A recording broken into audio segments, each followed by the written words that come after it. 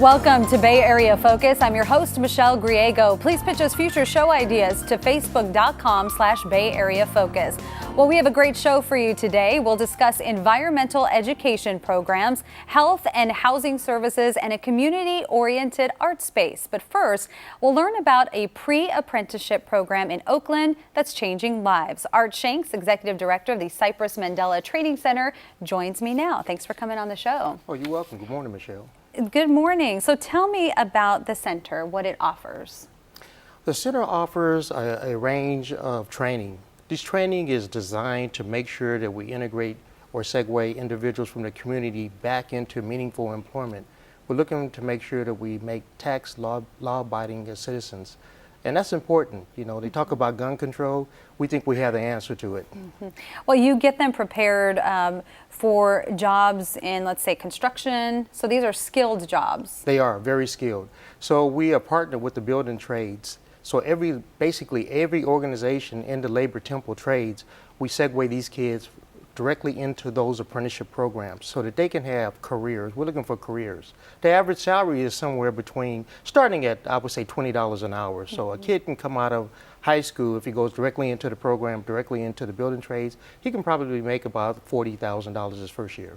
Sounds like a great program. How do students get into the training center? Well, it's a little bit of a process now because we have what's known as an orientation, and this orientation is fed by other organizations, nonprofits, Veterans Association, the Justice Department, and they feed them into a local orientation that we have 3 times a year. So we have 3 cycles a year. So a student would come there, he would go through that orientation, he would have an assessment, and then he would have a personal interview by a staff. That's a big vetting process, it seems. It is, but we pick the best people. Yeah, I'm sure you do. So there is a 16-week training component to all of this. That's correct. The 16 weeks is designed to make them the most successful in employment.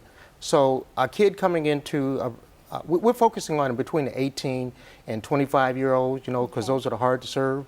So getting them into employment early keeps them busy, keeps them on-the-job training with OJT. So when they leave us, they go directly into employment.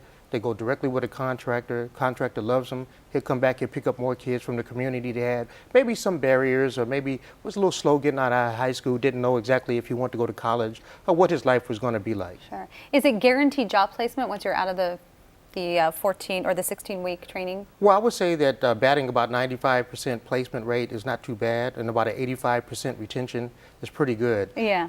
The placement is not the issue. Retention is more so the issue. So we have a few pictures of some, I think it's on the job. Yeah, explain this a little bit. So we do environmental training as well. We were one of the first brownfield grantees to receive the EPA grant. And that grant allows environmental training to students to segue back on cleanup projects. So 1998, we were one of the first 10 pilots, again with EPA. But today, we're still one of the grantees from EPA. We're very proud of that partnership. Sure. So students trained in that can go, again, directly into employment, do cleanup on the base. We had a lot of base closures, so we were focused on that. The Oakland Army base as well had a lot of toxins in it, so particularly in West Oakland. So students can matriculate directly into that field of work. There's cleanup, and there are also a lot of green jobs as well. Absolutely. We're very proud of our green job. We launched the Oakland Green Jobs with the mayor and with Laney College and Growth Sector in 2008. We're still continuing that today. So this allows kids to do solar, weatherization, renewable energies, recycling. Those are a whole host of green jobs. So we talk about cleaning up the community. What better way of doing that than going out, recycling, cleaning up, or using renewable energies? And this picture is a part of the construction training? As part of the 16 weeks training, which covers carpentry, labor, cement masonry, ironwork, taping, and painting. This allows a kid to really get an idea, a clad iron idea, of what he wants to go into and what trade he really wants to work. So we don't waste time with the contractor or the building trades. What about life skills training? Life skills is one of the most important things today. We expect kids to come in not being told really how to dress, how to talk, how to walk, and expect them to achieve employment. That's impossible. So what we do in there, we bring them in, we put them through our life skills component, which is a time management, very important, financial management. We talk about sexual harassment, toxic relationships. We talk about things that are going to make you very successful. Chemical dependency. Most of the kids today smoke marijuana, they don't think that's a drug. Well, it is, and it will keep you off the job. So kids not understanding that, going through this, talking about chemical dependency is very important. Nutrition is another aspect. If you don't know how to eat right, you're not going to be able to function on the job. Do you think learning these life skills, that helps with the retention rate? Oh, absolutely. It totally turns them around. If you can get a kid off some of the drugs that he's on, he's going to be a whole different person. He's going to respond a lot differently. He's going to be able to achieve those goals that he always wanted to achieve. That's important.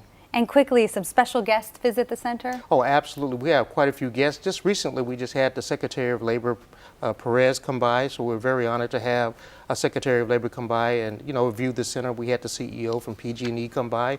So, yeah, it's very visible center, very high-profile center. Yeah, it's amazing. We are a nationally acclaimed program. I just want to say that, and we have very important and significant partnerships. Well, it sounds like you're doing a great job, so thanks for coming on the show and telling us welcome. all about it.